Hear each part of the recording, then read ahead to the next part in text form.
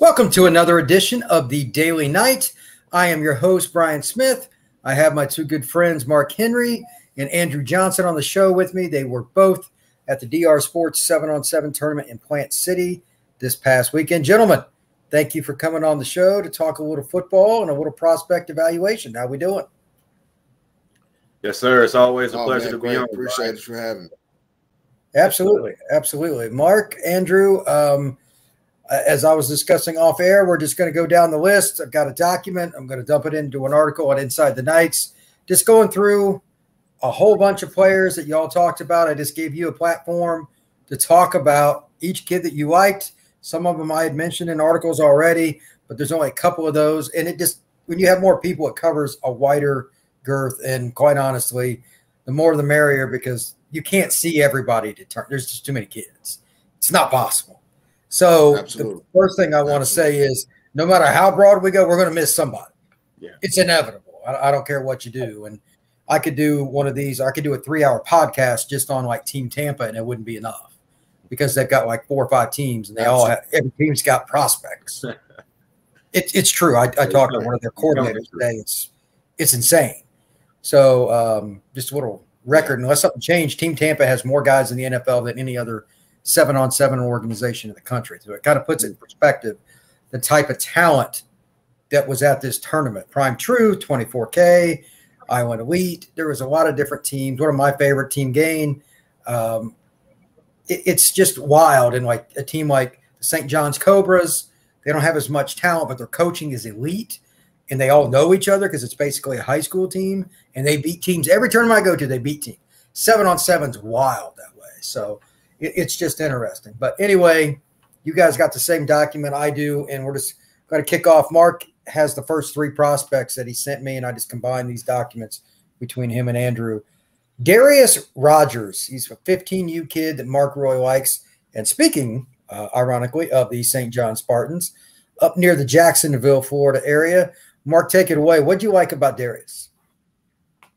Well, the first thing I liked about him was his arm length, rangy safety, what, college coaches are looking for in that particular position, and guys that can cover the back end in space and have the range to, play single high or either come down to be a downhill type safety.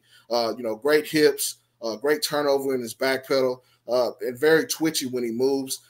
He has great closing ability when the ball's in the air, very aggressive, and that's what you want in the back end of a defense. We're talking about a guy that's about 6 foot, 165, 170 pounds, only in the class of 2024, so he still has room to grow. But again, you talked about the Spartans having elite coaching. They went in pool play, they went undefeated that day against some very heavy competition. Team Tampa as well. Prime Truth was in the 18U bracket, but they didn't have 15 elite. These guys they went through the pool play unscathed. And he was a reason that they shut people down on the defensive side. Very good instincts for a safety and a young player as well. Why am I not surprised that a kid like that is well coached with that organization? That's not surprising at all. Absolutely. Next kid is JC. I think I'm pronouncing this right. Marisola, 15U, Team Tampa. Yes. He's their signal caller, and he's at Tampa Jesuit, which – for people that don't know, aren't familiar with Tampa like I am, I literally live around the corner from that high school. That is an elite program on many different levels, on and off the gridiron, academics, socially. They just won a state championship, so they're obviously good between the white lines. Talk to me a little bit about JC and what you saw, Marc. Well, the big thing about JC is his calm demeanor. He doesn't get rattled. He kind of started out the morning in a pool play kind of slow. As far as them getting in a groove and getting in a rhythm, the quarterback needs to establish, especially coming out of the first couple of plays. But by the end of the day, he was sharp. He was, starting to get accurate, really commanding the offense, tall in the pocket. He throws his targets open, which, for a young quarterback, we're talking about a guy that's a freshman with all that talent around it. He kind of commands the room, and he accepts the coaching very well. Strong arm, just can flat out spin it. The big thing about him that I really like was his touch, his deep ball, and then, the ability to fit it in the small windows for a young kid and to stay calm. That's what you want out of a guy that's, getting in these bullets, heavy fire type of situations early on. They end up finishing out the tournament very well in pool play. But I was really impressed with him. Had a chance to talk to him, interview him. Just a guy that I think, in the area that in the years to come, his name rings a bell. I kind of like to get guys that, me being from Texas, I don't get to see these Florida guys. So when they jump out at me right away, I kind of go over and talk to them for a little bit just to kind of get to know them. This is my second time in Florida. We were in Davenport before. And so, I'm starting to get, my feet wet down there and see that talent. And so I kind of like to get guys that are a little bit off the radar, not well known. Well, that's probably a kid, if I was to guess, that won't be under the radar long. Grady in that group that mix too often. Yeah, that won't happen for long. The third kid that you sent to me is from Haggerty High School, just north of Orlando in the first suburb north in Oviedo. And he plays for Gridiron Elite, and he's a 15U kid as well. Receiver, what did you like about Bryson Bach? Well, he's like 7-Eleven. He's always open. Guy that can get the yards for you underneath. I mean, he's a gritty player. Now, he's still young, the class of 2025 on the 15U level. So he has room to grow in that aspect, but they couldn't hold him. Really shifty, phone booth quick, good feet, know how to get open, understands the concepts of getting into small windows and making himself available for his quarterback. During pool play, he has several touchdown catches to win the game, in his second and third game there. And he just, people were talking to him. These guys get very chirpy. And sometimes, that gets guys out of his game.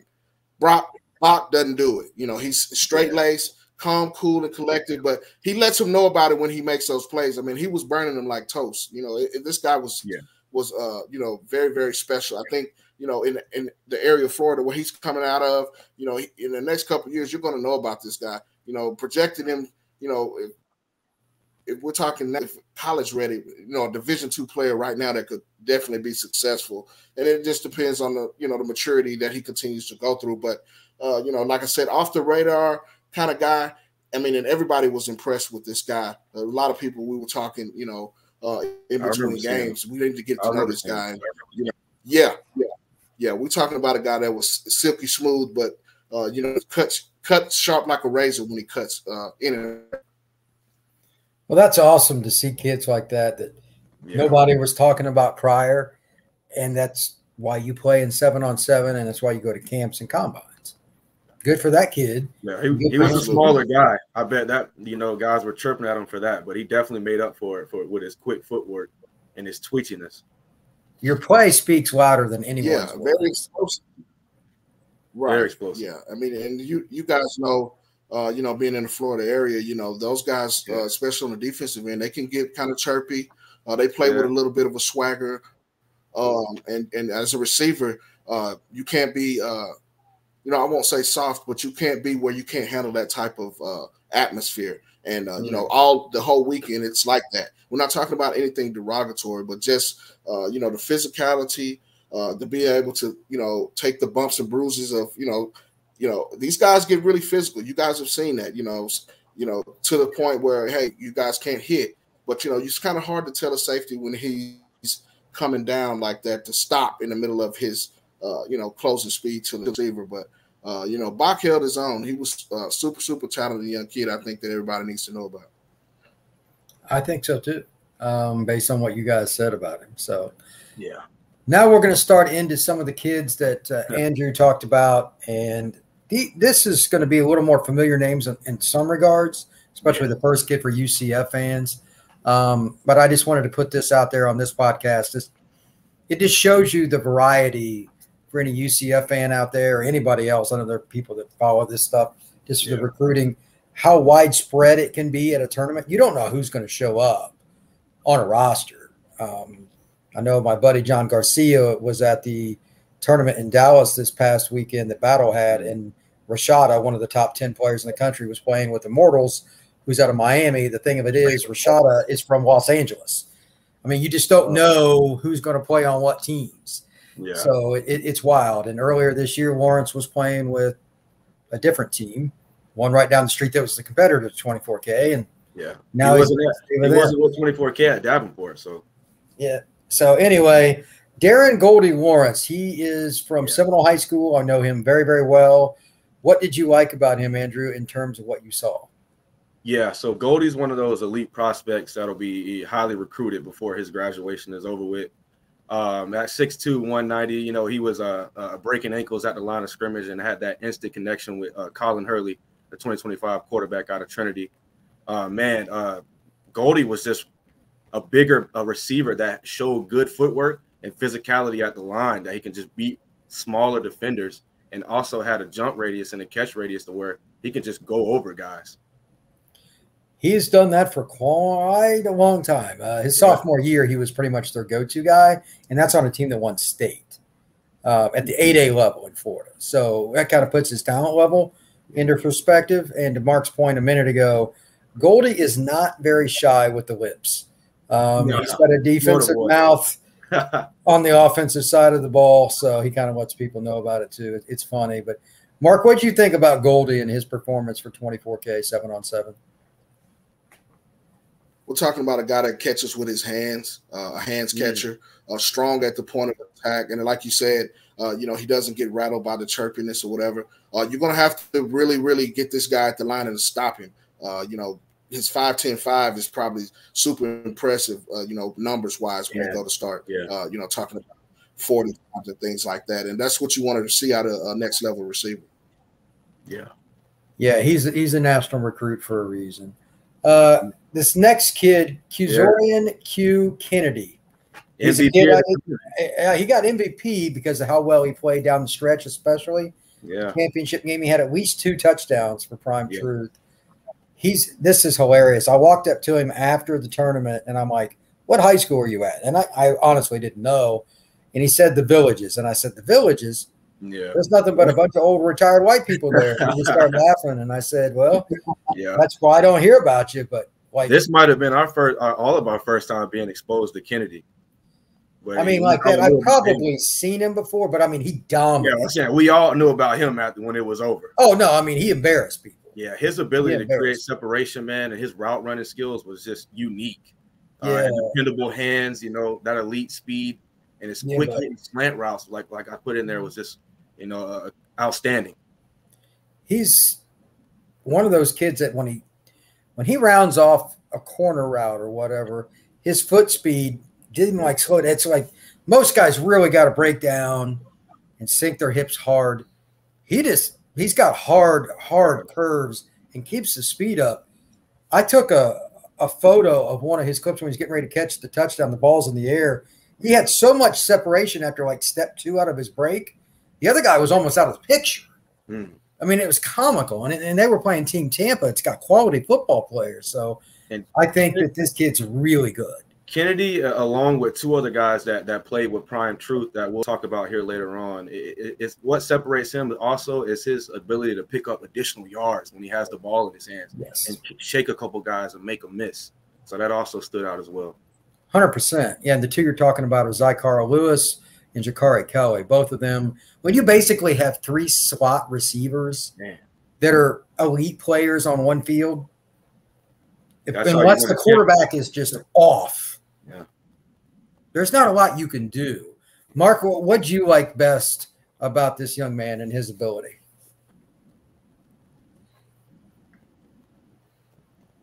Mark, you there? The body control, like you said. It doesn't take gear, and then he can shut it. Yeah. Yeah, he's just really fast. Yeah, I can hear you. I can hear you. He's just really fast in and out, and then he caught everything. His body control. Yeah. Right. The body control, you know, to be able to shut it down and get it started, you know, 0 to 60 real quick. I mean, this is a guy that you got to get hands on him. But even if you do, like I talked about before, you know, kind of in a bump and run coverage, this guy's going to eat you up. I mean, you know, he's like, you know, a buffet. He's all you can eat. And he gets those, you know, like Andrew said, yards after the catch. You know, dangerous guy. I mean, if this guy's not on your radar, then, you know, like you said, you need to stop watching football. I mean, this class of 2024, you know, his stock is rising as we speak. 100%. 100%. Sir. Next kid is one that I don't know exactly where he'll play in college because he's played multiple spots. Right. But for 24K 7-on-7, Jakari Tobe played free safety. And he's played corner before. He's at Coley High School. It's on the west side of Orlando. Andrew, what did you like about Jakari Tobe? Man, what was there not to like? Really, like I put in the article, they didn't really throw to his side that much. No, but man, when they threw to his side, he was able to create pass breakups. And I remember he had a pick 6 against Team Tampa. At 6'2", 180 pounds, he's the ideal, natural defensive back that has a long arms and the speed to take out a wide receiver or take away one side of the field. So I was very impressed with Jakari Tobe. I know UCF is showing him some love, and it was good to see him in person. 100%. I think that he's the kind of person that every defense coordinator is at least interested in. Yeah. Yes. Because usually these kids, oh, I'm 6'2". Right. I stood next to him. He's a real 6'2". Yes, sir. Yeah, that's what I mean. I was surprised, but he's really long. Yes, Mark, what do you think about him? Well, I think that this is the kind of guy that kind of baits the quarterback in and think that the receiver's open, and then he has the long arm or the law type stretch, plastic man type arms that he just shuts that down. And very physical at the point of attack, and that's what you want, like Andrew said, out of a prototypical defensive back. But he's got to have that footwork, which he has as well. The defensive back type footwork is like dancing. It's something they have to have. Either they have it or they don't. Right. And Brian makes a good point. It's not natural to backpedal. That's not a natural ability. So defensive back's one of the harder positions. Well, he's done it well. The only question is, where does he end up playing? Is he a nickel? Is he a corner? Is he a safety? Right. Or is he a guy you just kind of move around?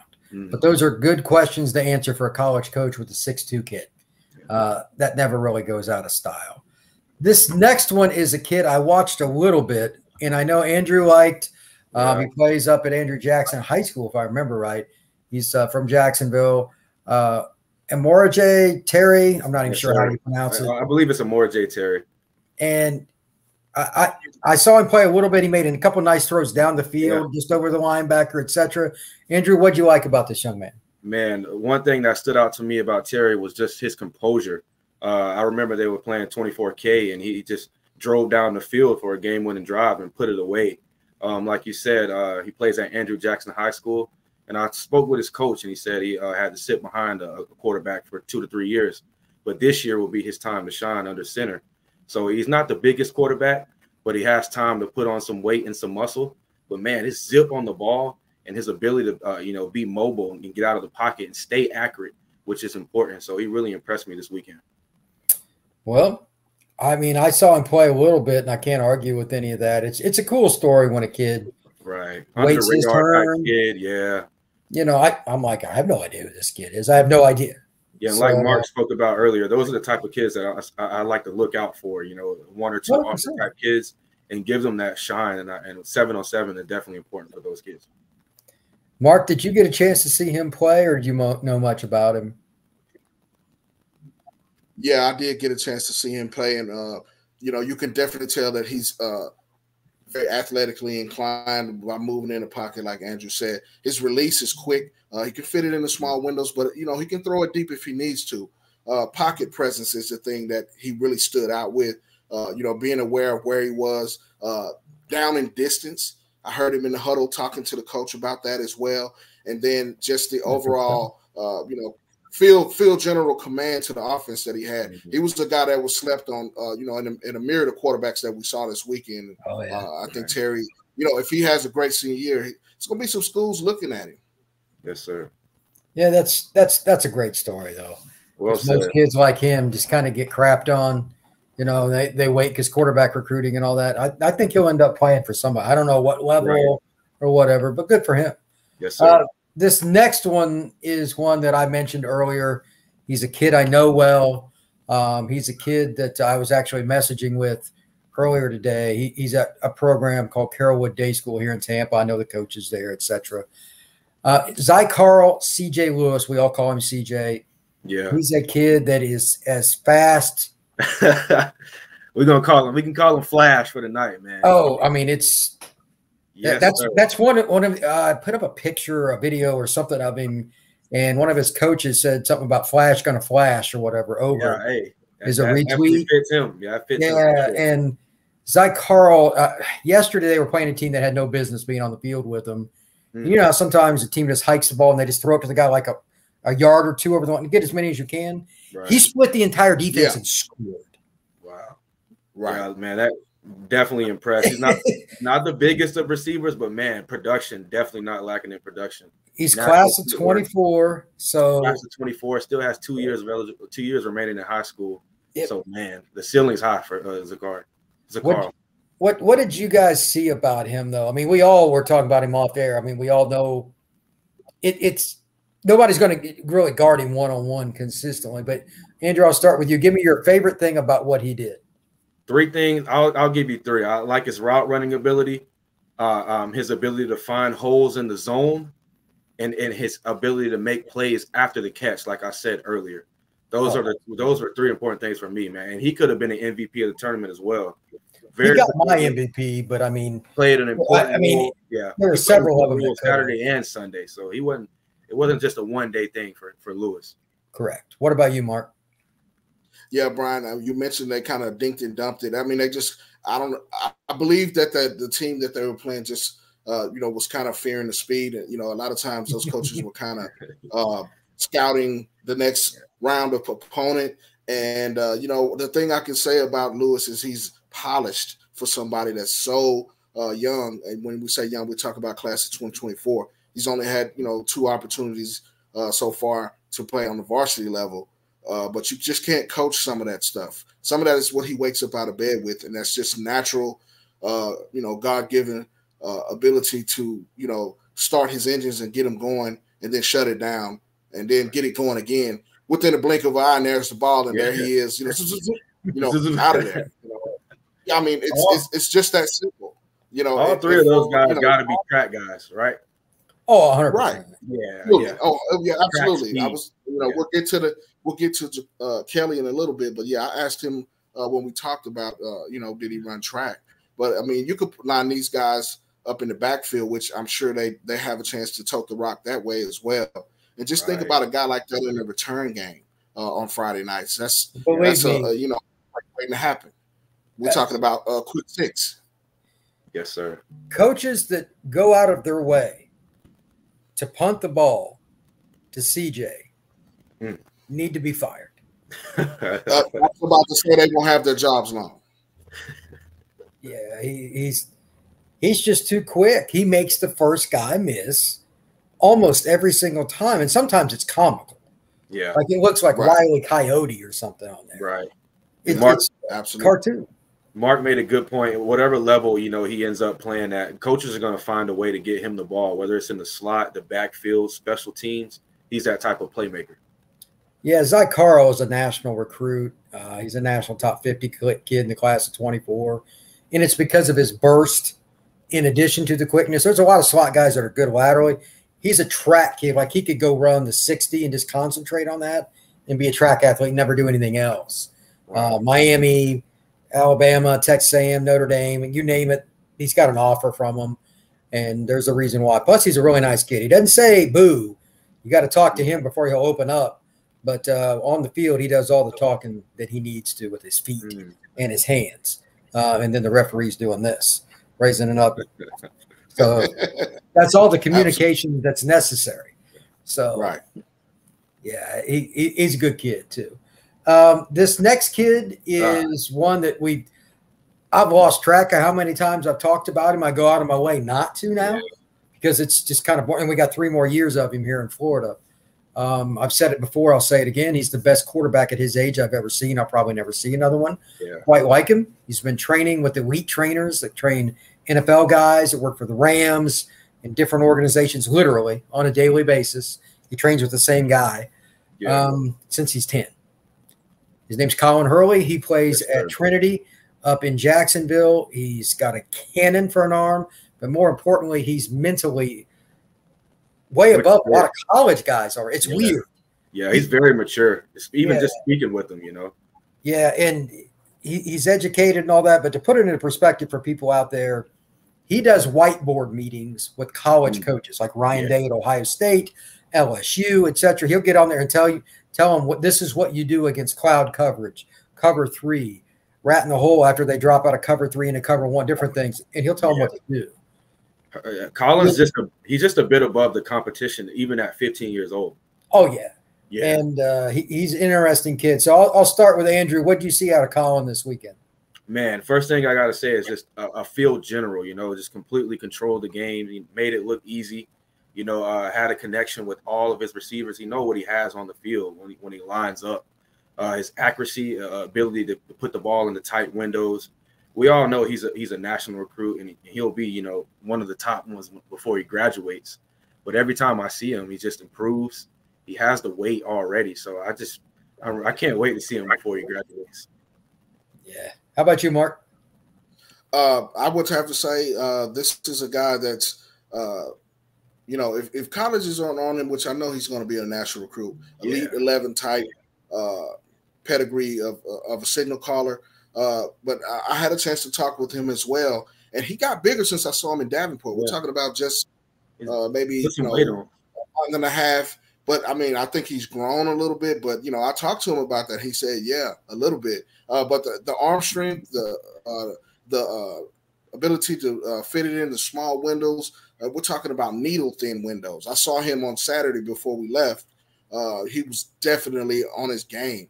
Going into Sunday, he was very sharp. They were this close to being in the championship with 24K, and a big reason for that was he, like you said, and Goldie Lawrence's connection that they had all the way through Sunday. But this kid is just playing at an elite level. A state champion already, coming out his freshman year, and he's looking for another one. This is going to be a kid that's going to be able to pick and choose wherever he wants to go. Being from Texas, we kind of got spoiled to quarterbacks like that. This is the next big thing coming out of Florida. You can bet on that. Yeah, that's a good point.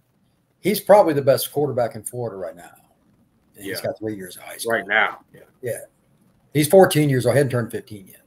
Yeah, and his deep ball is on point as well. His ability to go through his progressions and not eye down his receiver and just shoot it off quick. No, he'll go through his progressions and hit a deep receiver too, accurately. Yeah, he's got all kinds of good qualities. Pick one. And, you speak to his level of thinking, which he's mature beyond his years. You talk to him and you really just listen to everything that's it's genuine when you speak with him. It's genuine knowledge, genuine person. But just a competitor though at the same time when he picks that ball up. He wants to beat you, and he wants to beat you hard, beat you well, beat you quick, beat you fast. Yeah, well said. Well said. The last thing I'll make a point on with him, he's already been clocked at like 56, 57 mile an hour with a football, not a baseball, but with a football. That's NFL arm strength. And again, he's 14 years old. 14. My apologies, Colin. Yeah, he's 14, got he'll have 70 offers. He'll be one of those kids that has like 70 offers. Yeah. Literally, it'll just be stupid. Here is the third member of the Prime Truth trio, and his name is Jakari Kelly. He plays at Buchholz High School in Gainesville, and it's just ironic that we're talking about them again because I forget the quarterback's name for Prime Truth, but he's got to be like, this is just great. It's an all-you-can-eat buffet, as like Mark likes to say. Which one do I throw to? It almost they're always open, baby. They're always open.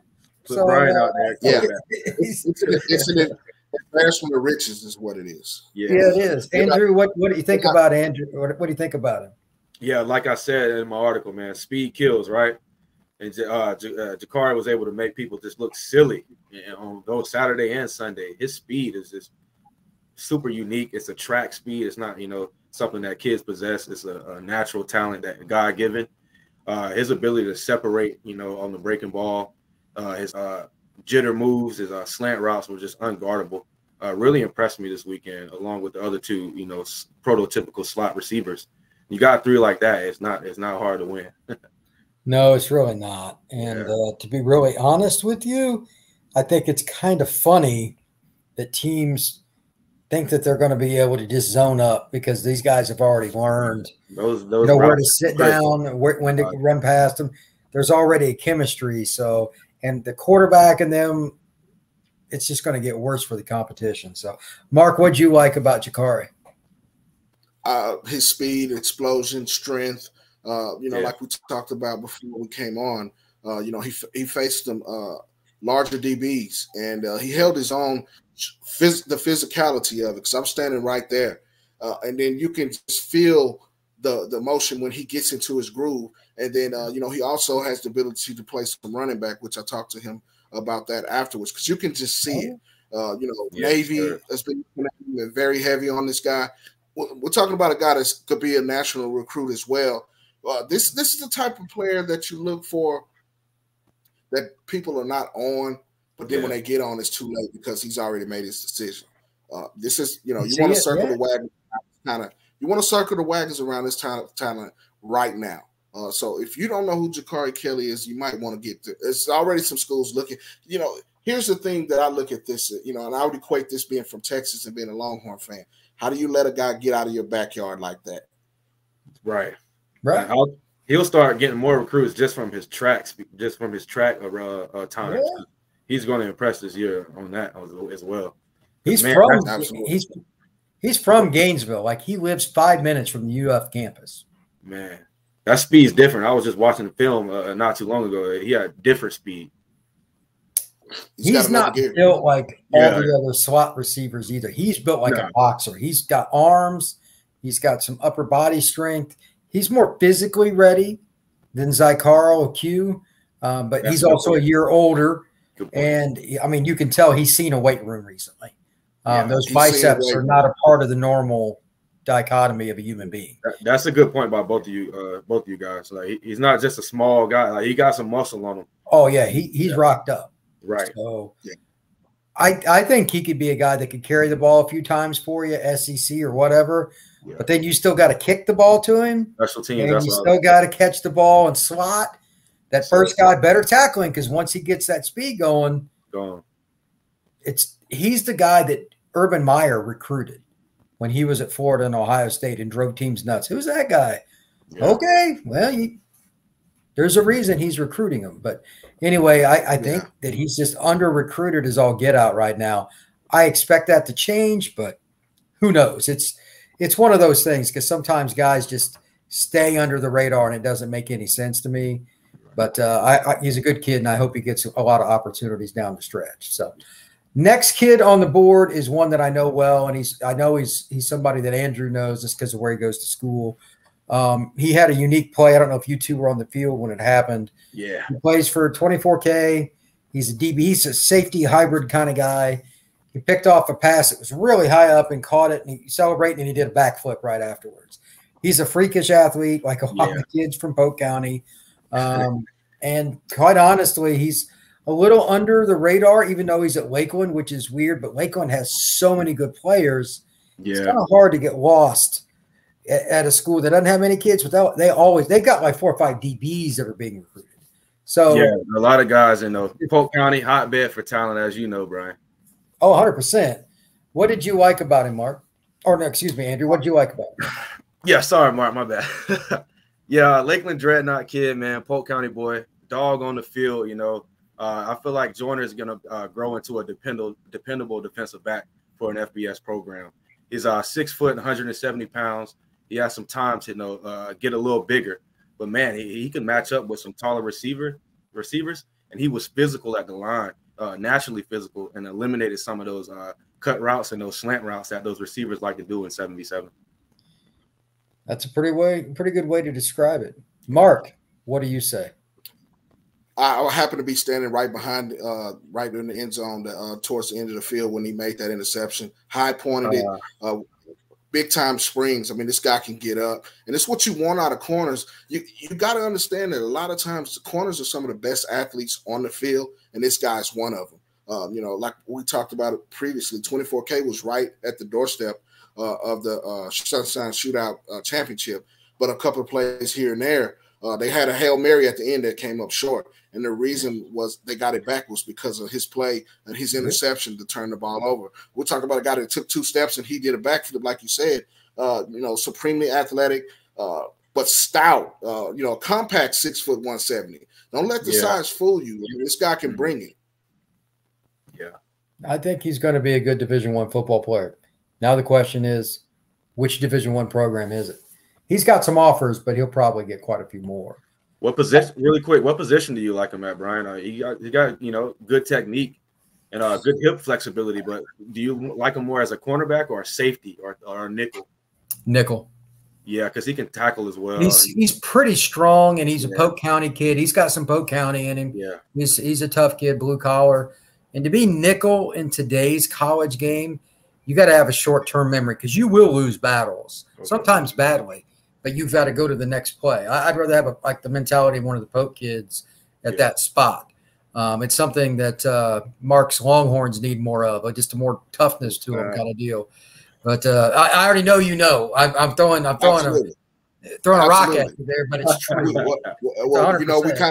We talked about that this weekend, so that's why you know. For those that's watching, Mark is a Texas guy, so he knows all about the talent out there. All right. This next kid, I don't know as much about. Yeah, but I'm kind of curious to hear what Andrew thinks about him. Me and Mark can both speak on this kid. He kind of Parker Dawson. Parker Dawson. He kind of came out of nowhere. Just impressed me and Mark. Solid route running skills and this athleticism and strong hands to go over smaller defenders.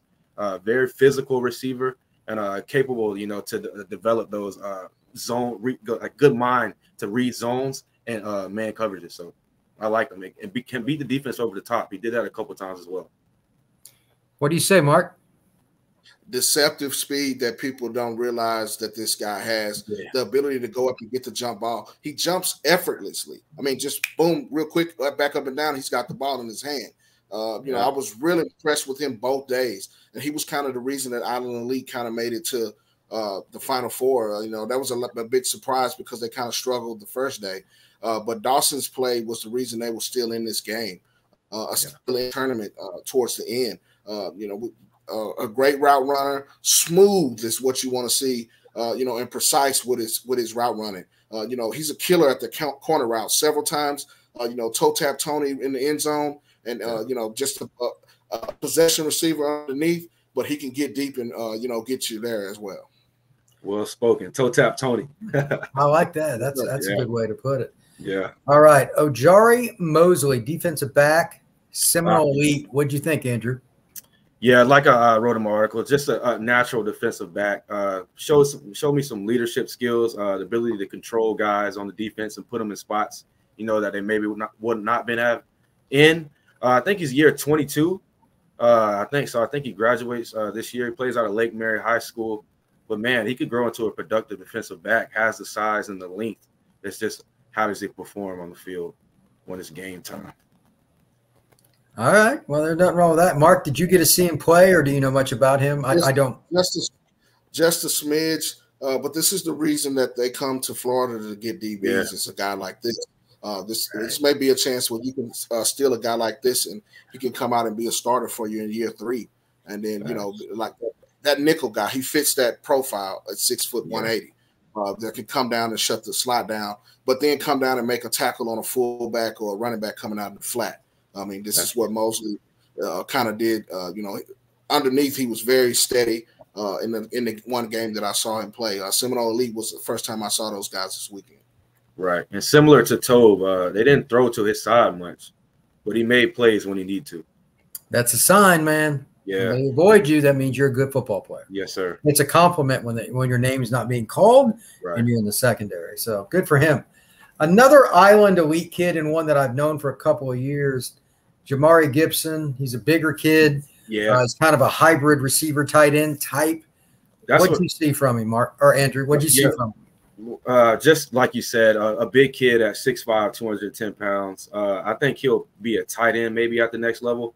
It's just all if he can put on some more weight and some more strength.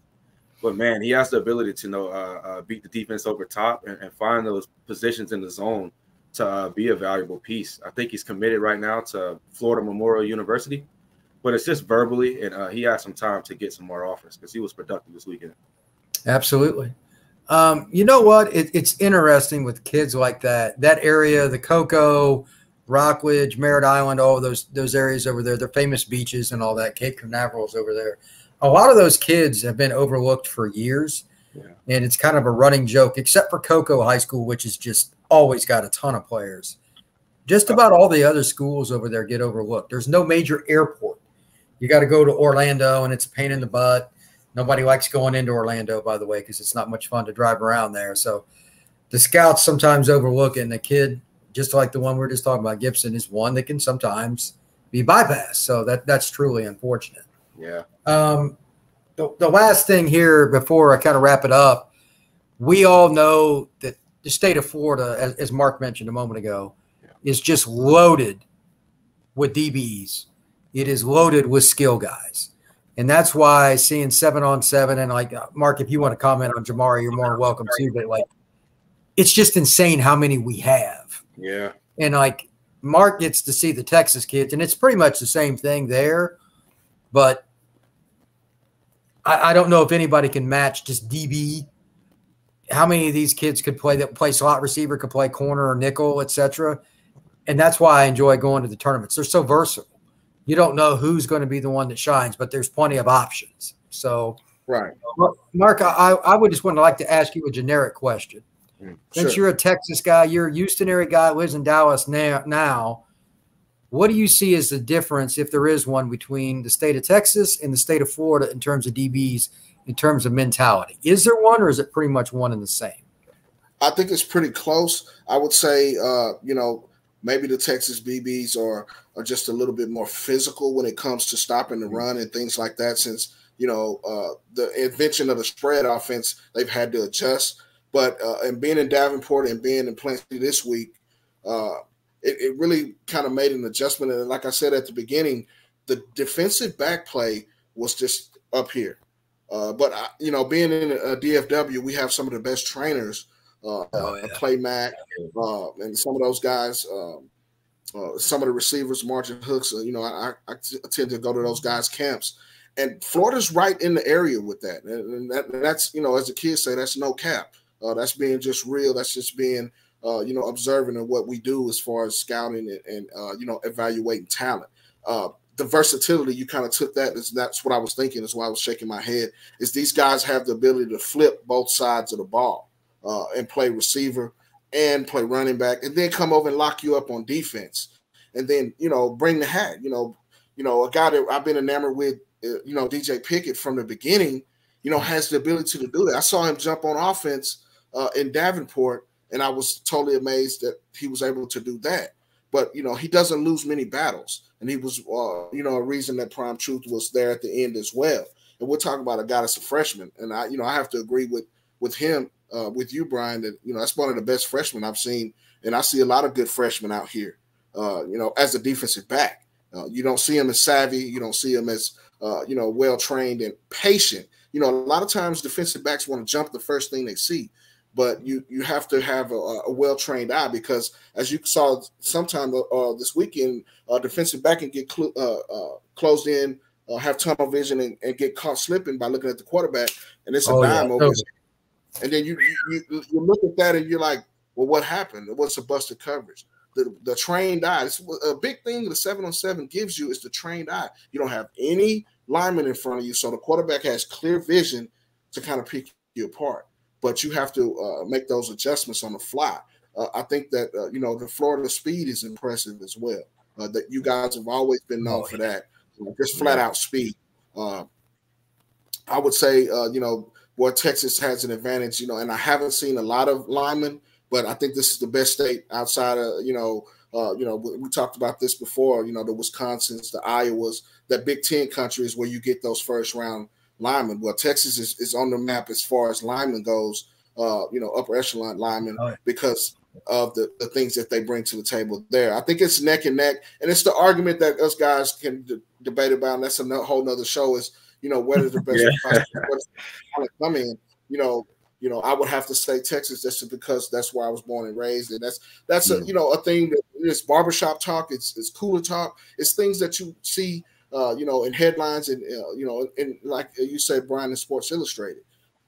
But you know, I think that, you know, this is the reason that I'm getting an opportunity to go around the country now and see different prospects. We were in Atlanta a couple weeks ago, got a chance to see some great Georgia talent, Louisiana. Naturals, the bootleggers.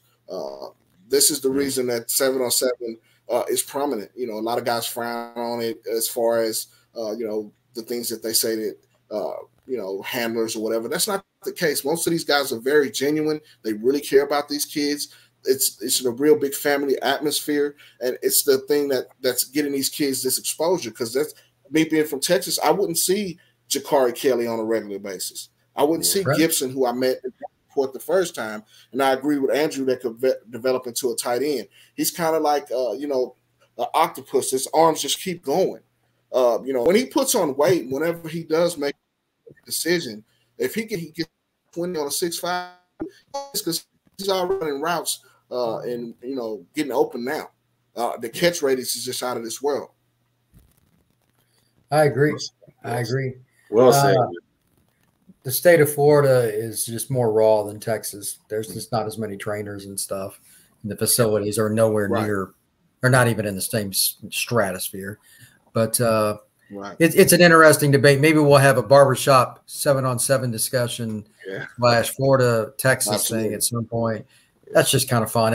You know, not everything has to be quote unquote serious and or about one prospect or another. Just talk football and talk Florida and Texas. That's a good idea for a podcast somewhere down the road. But absolutely. Anyway, that's going to wrap it up. Thank you very much, gentlemen. I appreciate you both. Stick with us here just for a second. For those of you out there, I scout every weekend somewhere. I'm going to Dallas this next weekend to see Team Tampa. They're actually leaving the state of Florida. They don't do that very often. It's extremely rare. They're going to Mark's town now. He's all excited. I was the host this weekend. He'll be the host next weekend. Team Grind, I hear, is going to be in attendance. That right there, having those two teams there, I could just follow those two. I'll be good. Because that would be 30 prospects, literally, that I could talk about just between those two teams. But with that, there's going to be a bunch of others. I haven't even asked anybody at DR who's coming besides, well, it's Team Grind's there. I'm good. So that's good, and going to see more kids. Going to be talking about more prospects from around the state of Florida in particular. But please hit that like and subscribe button, and you know, smash the notifications.